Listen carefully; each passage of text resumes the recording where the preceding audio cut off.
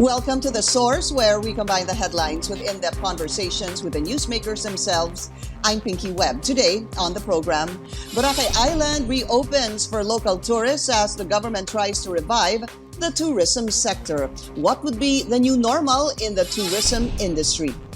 We also get to know the story behind the beauty of waking up in the Philippines. Tourism Secretary Berna Romulo-Puyat joins us live. And later, local authorities in Boracay now tracing contacts of an individual who violated quarantine protocols in the island after testing positive for the virus. Malay Acting Mayor Floribal Bautista tells us more live.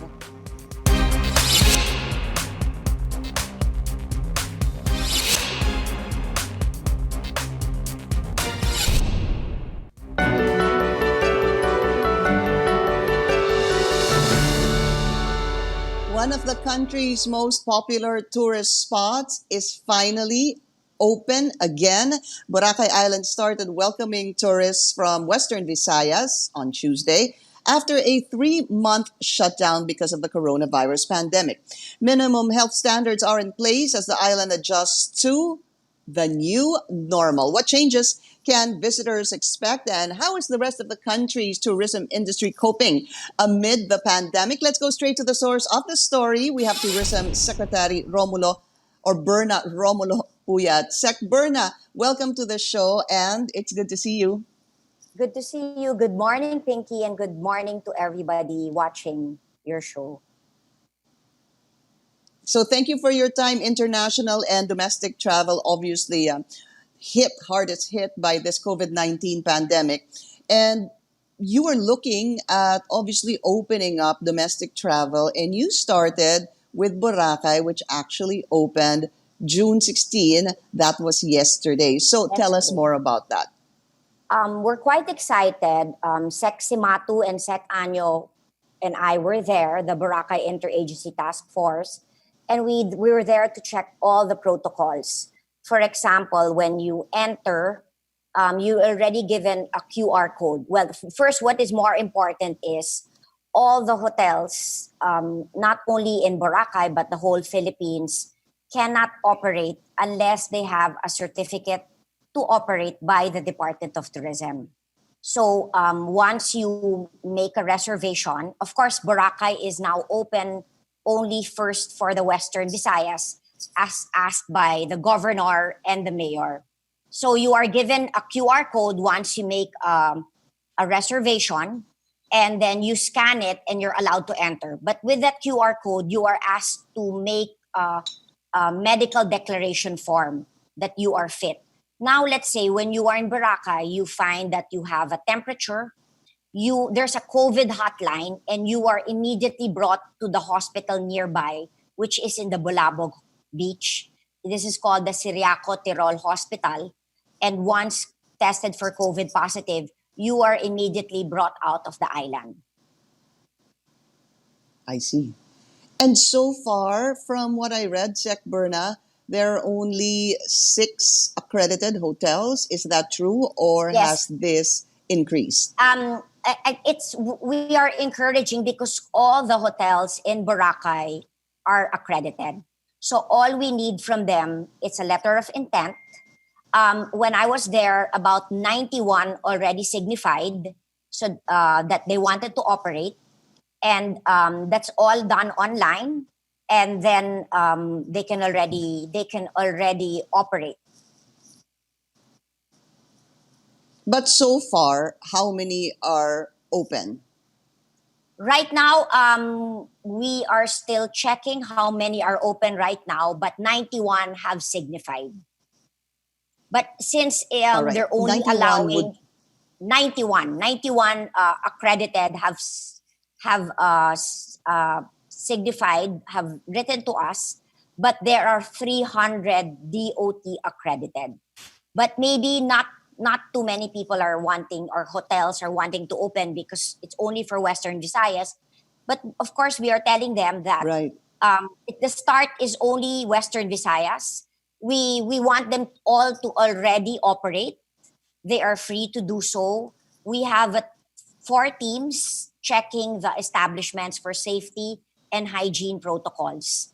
And regarding to what you mentioned about the person supposedly COVID positive, that was before the opening.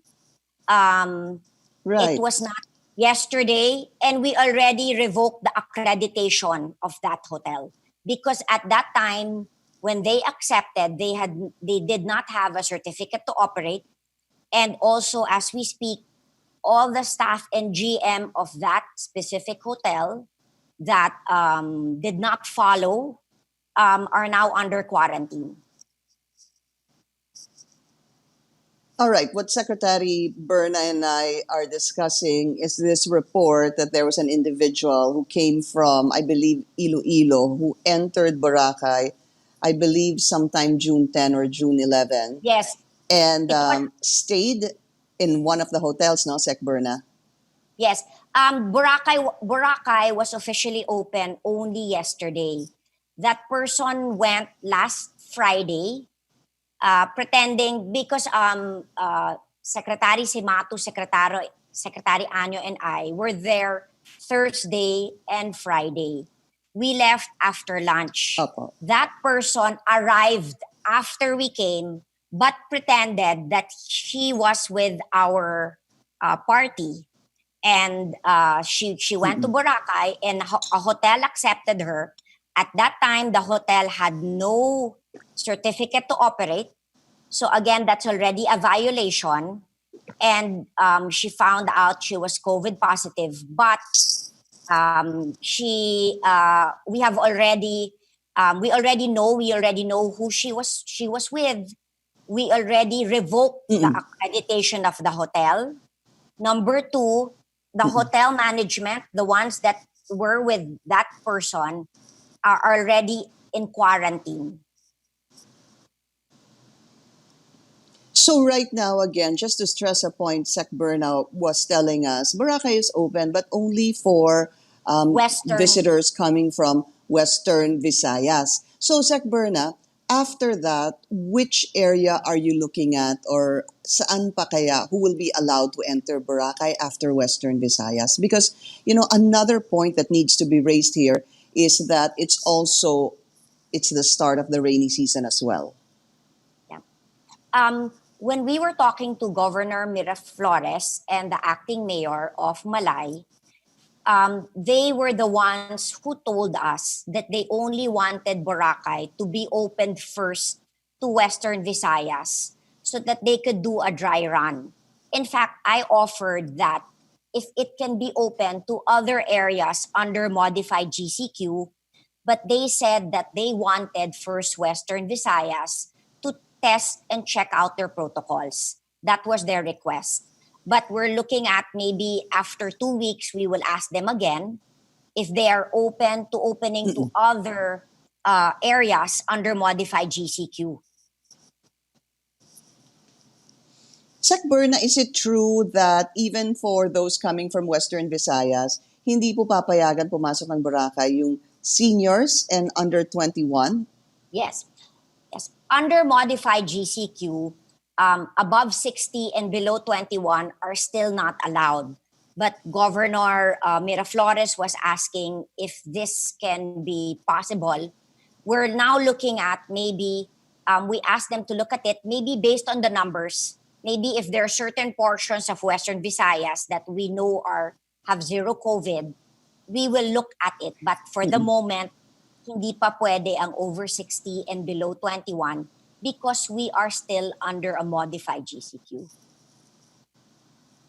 Okay, after Boracay, although I know, as you mentioned a while ago, you were there last week with Sec Anyo and Sec Sematu, would you say you're quite happy with the kind of protocols that these resorts are implementing to make sure that everything is clean and everything is safe?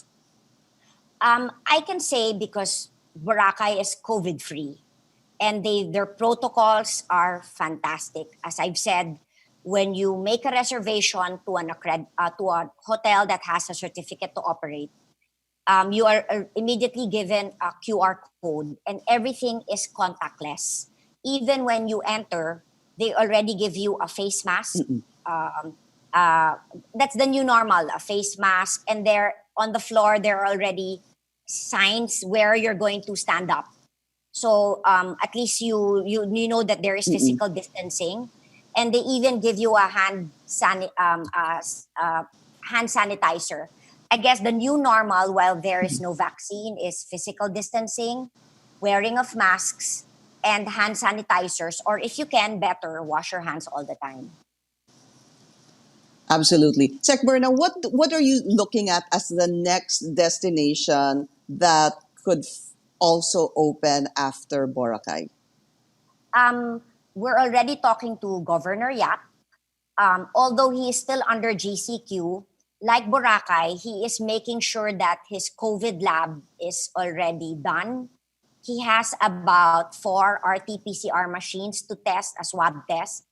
Um, we're looking at it maybe July, but in this case, if even if you are under modified GCQ and already allowed non-leisure, I've realized that the LGU also has its own strict protocols. Let's say because they want that once tourists are allowed to enter, that everything is safe, that the protocols are in place. In the case of Baguio, I spoke to Mayor Magalong.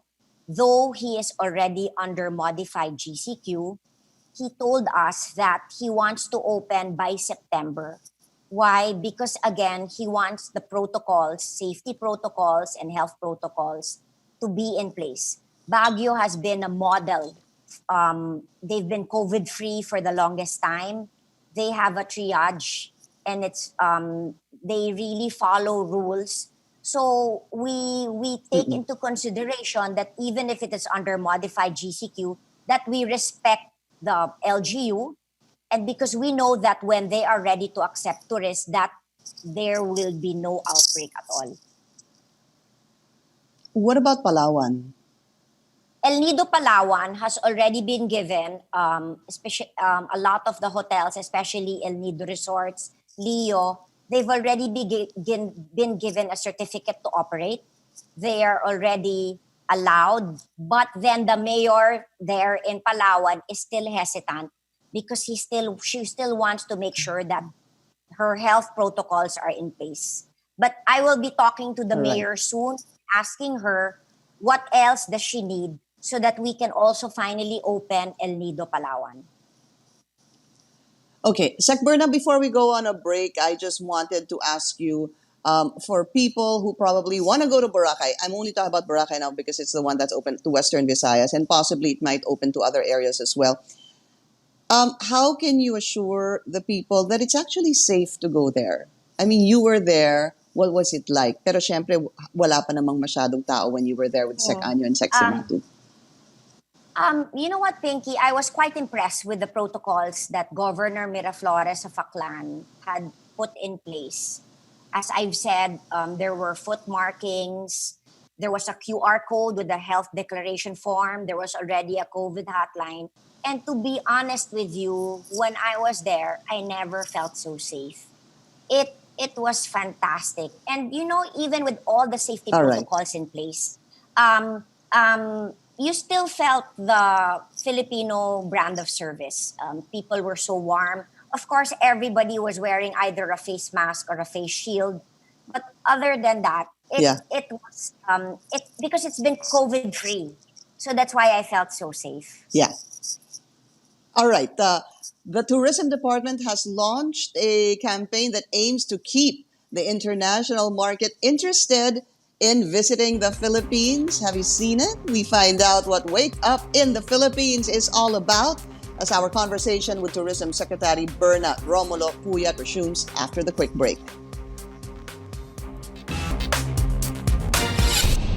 You're watching The Source on CNN Philippines. Our guest today, Tourism Secretary Berna Romulo-Puyat. Sec Berna, Wake Up in the Philippines campaign, very, very engaging. 7,641 islands. Pero sabi nga, Sec Berna, stay at home, dream, and then wake up in the Philippines. It's a beautiful campaign, Sec Berna. Yes. Thank you very much. We've noticed that a lot of people have been really also posting their old Instagram or Facebook pictures on how they miss the Philippines. So we decided to even make it like sort of a contest, and it was overwhelming. And whenever we talk to our partners abroad, they are all wanting to come back to the Philippines. We just talked to our South Korean partners, and they can't because the Philippines is number one when it comes to diving. And they are just waiting for them to come to the Philippines. That's why we are already talking about, Pinky, travel bubbles. Because since we have 7,641 islands, we are fortunate that we have a lot of islands that are practically COVID-free or very, very low cases of COVID. So we're actually talking to other countries about COVID, about travel bubbles or travel corridors, because since we have 12 international airports, they may be from another country that has also low incidence. They can go directly, so they don't have to go through other places. They can go directly to a tourist site that is COVID-free. Yeah, but Sec Berna, which countries are you looking at and which destinations? We already talked to our Australian partners, and even with that covers Australia and New Zealand. So we're asking them if they're already open. We've brought it up to Korea because they've already a lot of them have managed their COVID cases. All they're looking now are the 14-day restriction, because everywhere you travel now around the world, even if there are partial restrictions, you still have to quarantine for 14 days, even if you're negative. So maybe once these travel restrictions are eased, we could already put in place the travel corridors. I guess what you're saying, Sec Berna, pag natanggal na po yung mandatory 14-day quarantine, that's when possibly this can open up to foreign tourists. Kasi sayang din naman yung ano pang gagawin mo, pumunta ka dito sa, di ba? It becomes useless because you have to quarantine for 14 days. All right. Yes. And then even in other countries, Pinky, when you go to their country, even if you're tested negative, you have to stay in the room also for 14 days. So sayang naman talaga. Yeah. But we're hoping that all these travel restrictions will be eased. All right. Sec Berna, I just wanted to ask you this. Because of the pandemic, is there a number that you can tell us on the overall impact on the tourism industry in terms of losses and everything else? January, we actually had an 8.8% increase, both in revenue and tourist arrivals. Of course, Feb, there were already travel bans, and March and April, there were, complete travel ban. So we had about a 60% decrease. If you look at January to May, we've had a 60% decrease for in terms of revenue. Domestically, of course, there were also, it's difficult to travel now. Like non-essential travel is only allowed under modified GCQ. And yet still the LGUs are still hesitant.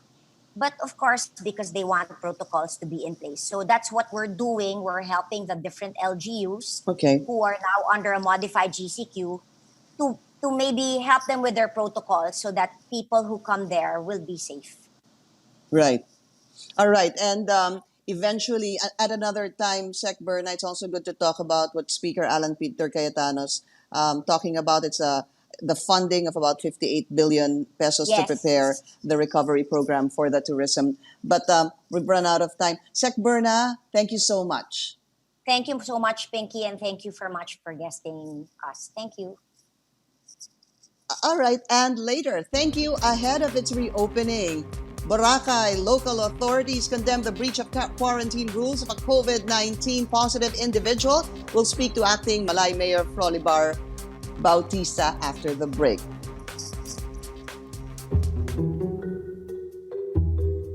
As we move to the next stage of easing restrictions, the reality is the COVID-19 pandemic is far from over. The coronavirus remains a serious public health risk. Good personal hygiene is our first line of defense. Wash your hands often with soap and water and for at least 20 seconds. Scrub all surfaces of the hands. If hand washing is not immediately available, use alcohol-based hand sanitizers. Wear a mask. The coronavirus is transmitted through direct contact with respiratory droplets of an infected person generated through sneezing or coughing. Cover your mouth and nose with a tissue or handkerchief when sneezing or coughing. Avoid touching your face. Maintain social distancing. Keep a safe distance of at least a meter from others whenever possible. Avoid crowds. Stay at home if you have any cold or flu-like symptoms and seek medical advice. We're in this together.